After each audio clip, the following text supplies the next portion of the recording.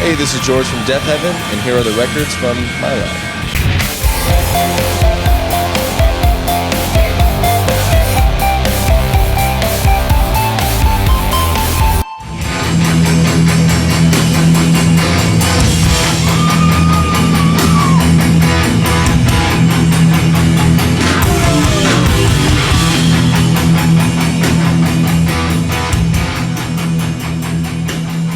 Hi guys, we're here at Boise, Idaho at the wonderful Treefort Fest with George from Deafheaven. Thanks so much for being on the show. Good to be here.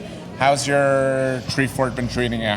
Good so far. We just rolled in, but we've been on tour for the last month, and having a festival kind of interjected in the middle of it is a nice way to break up the monotony, and from what I see so far, it looks really wonderful, so we're looking forward to playing. What's the name of the album you guys are touring behind right now? We put out an album in 2015 called New Bermuda, and we are at the very end of our touring cycle. This is like the last major tour, and then aside from little things in the States and some stuff over in Europe in the spring, we will cease to support it and hopefully write something new over the summer. Cool. All right, let's get down to the nitty-gritty of, we're here to talk about records in your life. Give us a record that should be part of everybody's collection. Everybody's collection?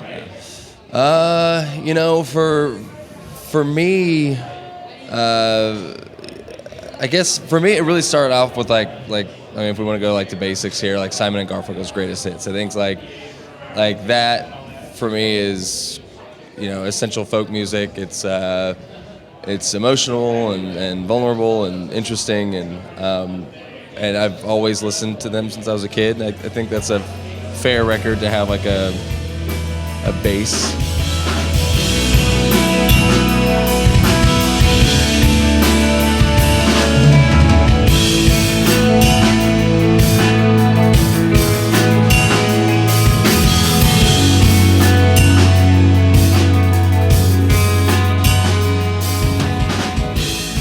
Is there a go-to album for you that, when you come back from, you're on a long tour now, so when you come back, and you got to clean your house or whatever, or hang out with your partner, is there a record a comfort record that really stirs something in you? Comfort records, when you're talking about, post-tour albums, really I'm just trying to think of the things I've been listening to in between the tours. The Dorian record I listened to a lot. The Phillip Metamorphosis series I listened to a lot. Is that a relaxing Phillip Glass? But that's not. Is that relaxing music, or is that? That sounds not to be like.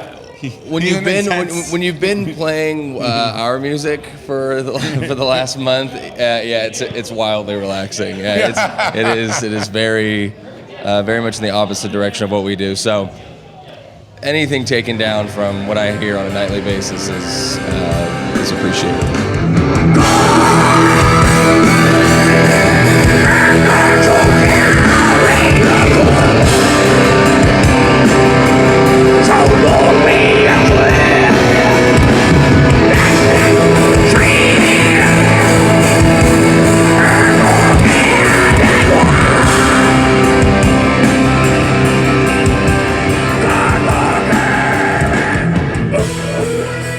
Give us an album that a rock school record you're teaching.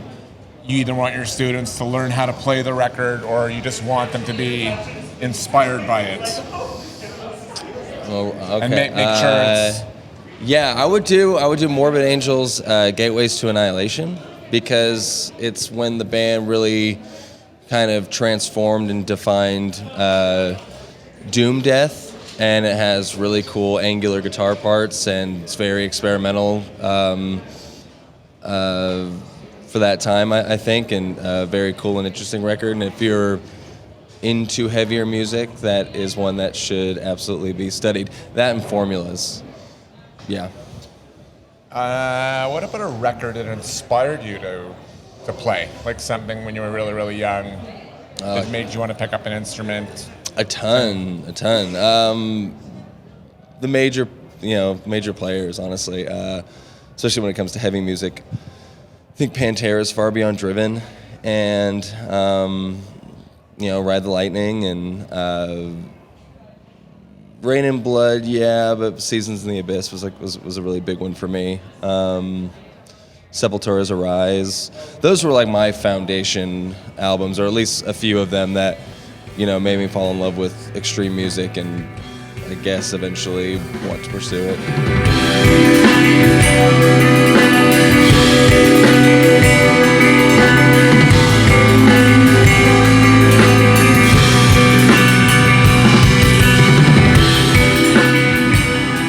And is there an album today which you can give us some advice, give us a tip on what we should be listening to?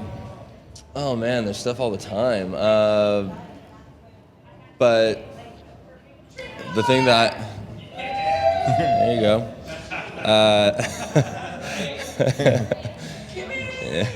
There's lots of excitement here. Yes. The thing I've been listening to mostly is Drab Majesty's The Demonstration, on a basically daily and nightly basis. Just phenomenal album, highly recommended. Production on it's perfect. Songwriting is great hooks, and also a good friend, and who's also on tour himself right now. So definitely support that band. Nice shout out. And let's do one more. Album. We've been asking this question a lot, just because we're living in turbulent times, and we're trying to find an album that's going to kind of like bring people together a little bit, chill people out. A unifying record. Yes, a unifying record. Can we all get along type record? Yeah. Even though that's a terrible. Yeah. No, that's a sentiment that should be embraced more. Because we should get along. The new McCombs record. We were just listening to it last night, which So we share a label with. On Anti, we're sort of like the outsider band, I guess. And there's a lot of their music that I'm not familiar with. So I just kind of like filed him under singer-songwriter, and honestly didn't think much of it. And we were jamming that record recently, and it's awesome and very uplifting. And I can imagine a lot of people in a big room dancing together, jamming it out. So I'll do that one. That's a fantastic rap. That's his first album, right, on Anti for McCombs? Because he used to be on Domino, I think. Yes, I believe so. That's your label you're talking about here. Come on, man. Hey, I love Anti, and they do great. What do you have to say? Everything they touch is gold.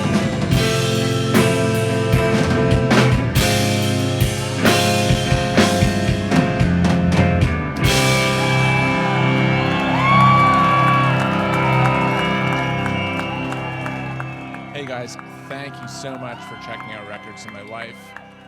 Tell your friends about it, and please